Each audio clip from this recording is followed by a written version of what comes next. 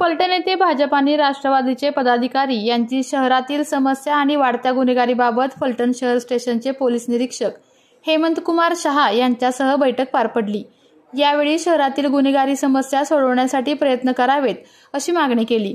यावेळी अभिजित नाईक निंबाळकर, अशोक जाधव काका, अनुप शहा, जाकीर मनेर, वसीम मनेर, अमोल सस्ते व इतर सर्व पदाधिकारी उपस्थित होते।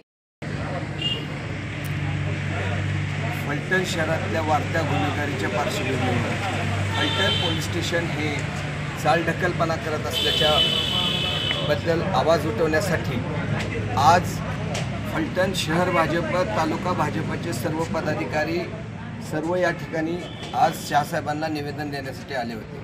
शहरामध्ये चक्रीचं प्रमाण वाढलेलं आहे, शहरामध्ये टपोरीगिरीचं प्रमाण वाढलेलं आहे, शहरामध्ये चोरीचं प्रमाण वाढलेलं आहे। काही ठिकाणी ब्राऊन शुगर सदृश्य पदार्थ विकले जात आहेत असं निदर्शनास येतं आहे। याची माहिती देऊनही फलटण पोलीस स्टेशन कारवाई करत नसल्याच्या बाबतीत आज शहर पोलीस स्टेशनचे पोलीस निरीक्षक शहासाहेब यांना आम्ही सर्वजण भेटलो आहे।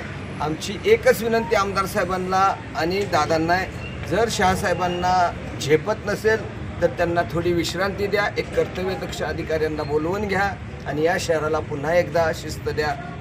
जी पूर्वी 30 वर्षापूर्वी या शहराला शिस्त होती ती शिस्त परत आली पाहिजे। ज्यासाठी आपल्याला सत्ता मिळाली त्या सत्तेचा वापर सर्वसामान्यांसाठी करू। मधल्या काळात प्रशासनाला लागलेली जी सवय बंगल्यावरनं आलेल्या आदेशानुसार नोंदणी करायच्या ही बदलली पाहिजे। सत्ता सर्वसामान्यांसाठी झाली पाहिजे आणि दुर्दैव आहे आमचं की आम्ही सत्ताधारी असून आम्हाला इथे यावं लागतंय आणि आम्हाला सांगावं लागतंय की शहरात हे घडतंय। यासाठी पुन्हा एकदा आमची प्रशासनाला, पोलीस यंत्रणेला विनंती आहे की आपण 2 नंबरवाले कुणीही असू ते त्यांना अजिबात सुट्टी देऊ नका, त्यांच्यावर कारवाई झालीच पाहिजे, ही प्रामुख्याने आज आमची मागणी आहे। 2 दिवसापूर्वी रामनवमीच्या मिरवणुकीच्या दिवशी उमाईक नाईक चौकामध्ये भांडणं झालेली होती। त्या भांडणाची रात्री 1 वाजेपर्यंत जवळजवळ आम्ही थांबून त्या जे काही गुंड होते ते पार ते पोलीस दप्तरी गुंड म्हणूनच आहेत, त्याची नोंद आहे। अशा गुंडांनी घरात जाऊन महिलेला शिवीगाळ केली, स्वतःची पॅन्ट काढली आणि त्यांना अश्लील शब्दात त्यांना शिवीगाळ केली। असं असतानासुद्धा 1 वाजेपर्यंत आम्ही थांबलेलं असतानासुद्धा त्या महिलेचा जबाब घेतला, फिर्याद घेतली आणि त्यानंतर 1 वाजल्यानंतर नंतर त्यांनी तो फिर्यादी बदलला गेला आणि एका मुलाची फिर्याद घेतली गेली आणि साधी कलम लावली गेली। या बाबतीत आम्ही पोलीस स्टेशनला आज शहासाहेबांना जाब विचारण्यासाठी आलेलो होतो। त्यांना विचारलं, तुम्ही असं काय केलं तुम्ही हे? आता त्यांनी त्या बाबतीत त्या महिलेचा जबाब पुन्हा घेत आहेत। त्या पद्धतीनं त्यांच्यावर कारवाई व्हावी आणि आता स्वतः शहासाहेबांनी सांगितलं की त्या रात्री आम्ही आरोपींना हुडकायला गेलो होतो, परंतु ते मला सापडून आले नाहीत, परंतु ते एका बंगल्यात होते असं त्यांना माहीत होतं। मग आम्ही त्या बंगल्यात जाऊ शकत नाही। पोलीस असं काय करू शकतात? त्याच्या कुठल्या बंगल्यात असा काय मोठा SP साहेबाचा बंगला होता का IG साहेबाचा बंगला होता की ज्या ठिकाणी पोलीस जाऊ शकत नव्हते?